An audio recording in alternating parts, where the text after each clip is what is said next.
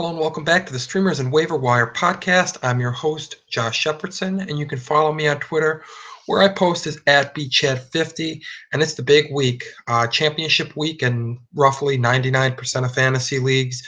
There are obviously the outliers where there's the week 17 matchup, but for most folks, this is championship week. That means every decision is going to be scrutinized, over-scrutinized.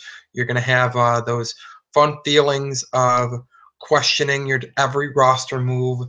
If you're reading this article, watching this podcast, most likely you got a gap in your roster that you need some filling, whether it be through OBJ suspension, whether that's for OBJ himself, or maybe you're looking for some help at quarterback since Eli Manning is going to be down as top target. This is crunch time. This is a time where you're going to have to make some tough decisions, and I'm here to help. I got some waiver wire ads here that should help your rosters at least fill the holes adequately, and hopefully you've got the talent around to get yourself a championship this week. I myself am playing in a championship in one league, one of the three leagues that I'm in, and I will be relying on at least one of the players, maybe two of the players from this article myself in that matchup. So I'm right there with you.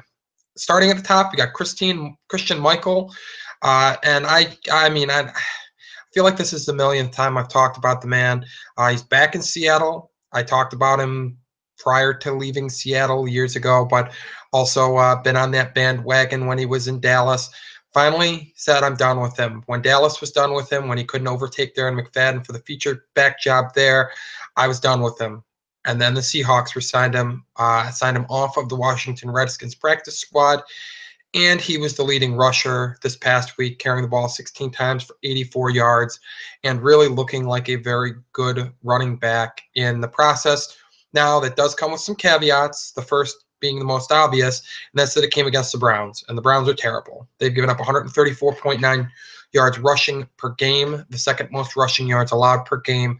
So got to take any great rushing performance against them with a grain of salt. And Michaels wasn't even a great rushing performance. It was good. He averaged over 5 yards per carry, which is excellent, and ran hard. I mean, he wasn't reliant on one big run netting all of that yardage. I believe his long run for the game was 10 or 12 yards, so he was picking up these yards on just about every carry.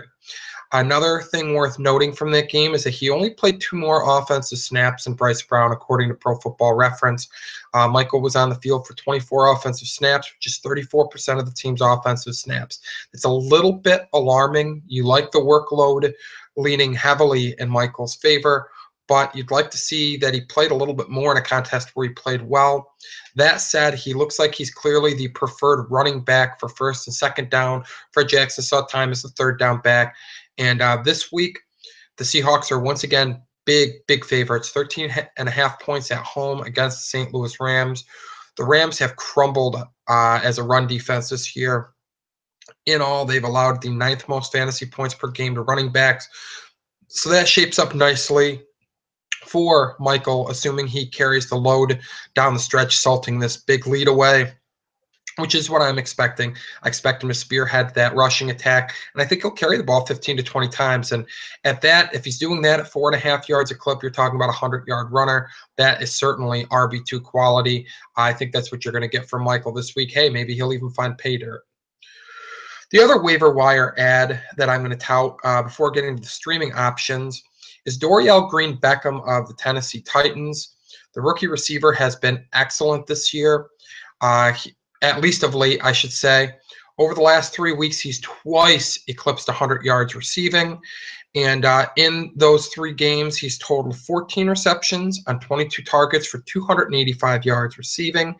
And I mean, he's a matchup nightmare. He's 6'5", he's 225 pounds, and he's just a guy that's very, very hard to defend. Even for a secondary like the Texans, it's been pretty darn good this year. They're an above-average pass defense. Not a great matchup. He is without Marcus Mariota, who has been ruled out for the remainder of the season. But Zach Mettenberger looked pretty decent in relief against the New England Patriots last week. Completed 20 passes on 28 attempts, so he completed a high percentage of his passes. Did throw 2 picks, but did complete 20 passes to his own team for 242 yards. So he was getting big chunks of yardage. Also threw for 2 touchdowns. So he's at least willing to sling it around. We're not talking about a game manager type who's not going to take some chances down the field. That's not the profile on Mettenberger. So even without Mariota, I do think that Mettenberger is going to be able to get DGB the ball, and that makes him a solid flex or wide receiver 3, especially if you're one of those unlucky OBJ owners who has a big hole to fill. Grabbing this Beckham could pay some dividends this week. Moving on to the streaming options, we'll start at quarterback with Kirk Cousins. And no, I can't believe it either. I am touting Kirk Cousins in a road contest. That said, in his last road contest in Week 14 against the Bears, he played 77.42% of his passes for 300 yards and a touchdown. Also added another touchdown on the ground. He's playing at a really high level of late. He's got back-to-back 300-plus yard passing games, and he's gone over 300 yards in 3 of his last 4 games. So he's on cruise control right now, and he's got a very soft matchup with the Eagles. The Eagles have allowed the 3rd most fantasy points per game to quarterbacks this year. They've given up the 9th most passing yards per game at 259.1 and the 3rd most passing touchdowns at 30. So they're very exploitable. And Cousins actually has some weapons at his disposal now with all of his receivers healthy, with Reed remaining healthy. He's got Deshaun Jackson, Pierre Garçon, Jameson Crowder in the slot, Jordan Reed at tight end, and even his backs, Chris Thompson, Matt Jones, could do some damage in the passing game. So full complement of weapons. Cousins playing well right now. Even though it's a road contest and he's played like garbage on the road, I'm actually considering starting Cousins over Manning this week. Eli, that is. So just to kind of put things in perspective where he stacks up, he looks like a fringe top 10 quarterback this week to me. Next up at running back, another injury paves the way to some added playing time for someone, and this time the injury is in the San Diego Chargers backfield. Melvin Gordon's on IR. He's out for the remainder of the year. Danny Woodhead is the back to own in that backfield, but he's also already largely owned, especially in PPR leagues. He's not available. He's not a guy you can go out and grab. But Donald Brown is a guy who is widely available. 0% ownership on CBS, 0.1% ownership on ESPN, and 0% ownership on Yahoo. So to say that he's widely available is actually an understatement. To kind of put things in perspective where I would rank him, I would start him over a guy like Javorius Buck Allen, who has that tough matchup this week against the Steelers. Great run defense for the Steelers. And Buck Allen actually put up a negative line last week. Found himself in the doghouse with a fumble. Donald Brown was terrible last year in his first with the Chargers, but looked good in relief of Gordon last week. Rushed for 90 yards on 12 carries. Also added 14 yards receiving. And we've seen him run at a very hard, very good level. Somewhat recently, in 2013, he averaged 5.3 yards rushing per carry and total 537 yards rushing in his last season with the Colts before getting paid by the Chargers. Also reached the end zone 8 times, 6 times rushing, 2 times receiving. So solid runner when things are going well. Looks like maybe he's kind of remembered who he was in that last year with the Colts. The Chargers are 4.5-point underdogs in Oakland this week. The game is on Thursday night. But the over-under total isn't bad. It's 47 points. So the Chargers are projected by odds makers to best 20 points, which is noteworthy since they have some 3-point clunkers within their last handful of games. Went for 3 points exactly, twice against the Chiefs and once against the Broncos. The Raiders defense obviously not nearly in that class of their AFC West foes. Woodhead should be the more productive back here, but he's not really much of a runner. That's going to fall on Donald Brown. If this game stays close and the Chargers aren't stuck passing and playing catch up, which a 4.5-point spread indicates that could be the case, Brown could see upwards of 15 to 18 carries maybe.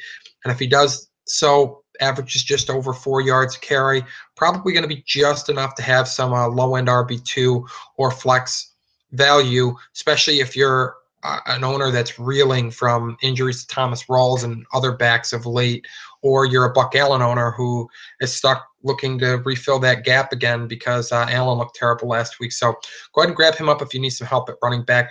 Don't have a high expectation in terms of ceiling for him, but do think he gets enough touches to have some value this week. Moving on to receiver, going to highlight another rookie, and that's Devontae Parker of the Miami Dolphins. didn't really get a chance to show his stuff early in the season as he recovered from injury and just really couldn't quite get into the swing of things. But over the last 4 weeks, he's played pretty well. He's caught 13 to 26 targets for 246 yards. That's good for 61.5 yards receiving per game. Also caught 2 touchdowns in that time frame.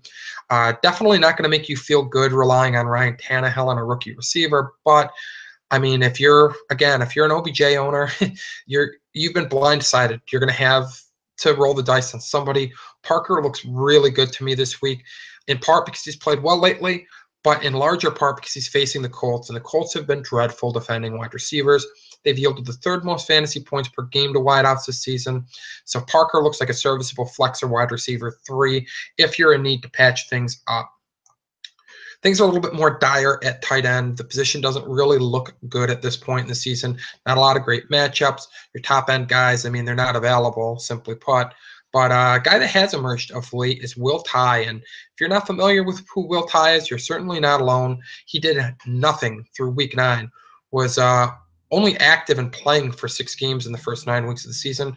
And active is in being suited up and on the field only, not active in the passing game, that was for sure.